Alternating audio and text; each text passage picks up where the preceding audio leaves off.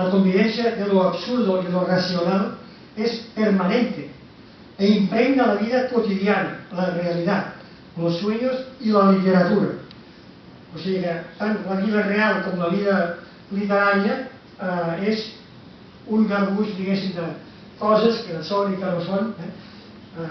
Bé, sobre que hagi llegit García Márquez, doncs ja pot entendre una mica per on va la cosa.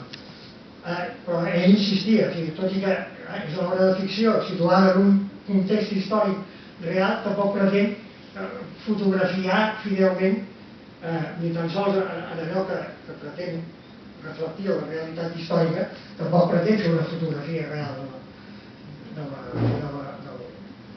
la fotografia fidel de la realitat.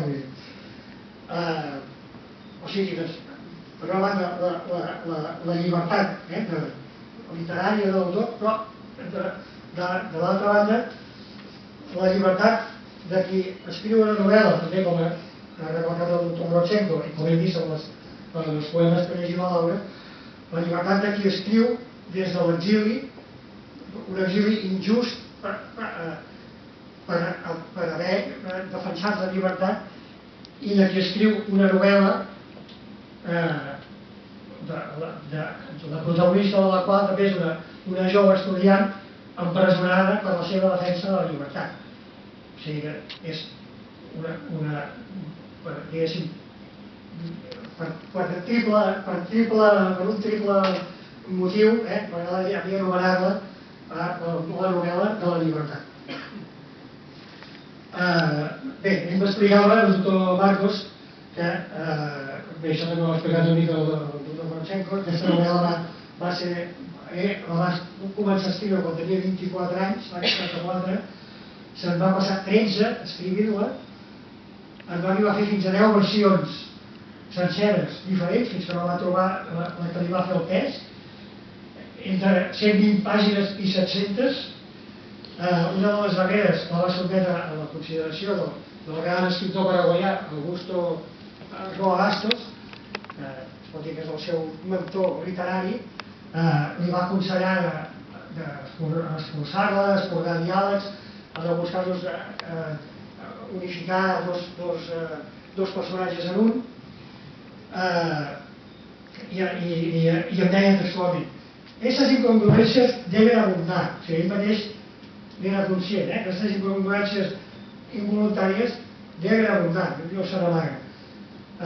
Yo las dejaría así como están si no confunden demasiado al lector. Això ho deia de cara a la traducció catalana. O sigui, de fet, ell mateix, per desig d'ell mateix, vol que aquestes incongruències no es dissimulin, o no es corregeixin.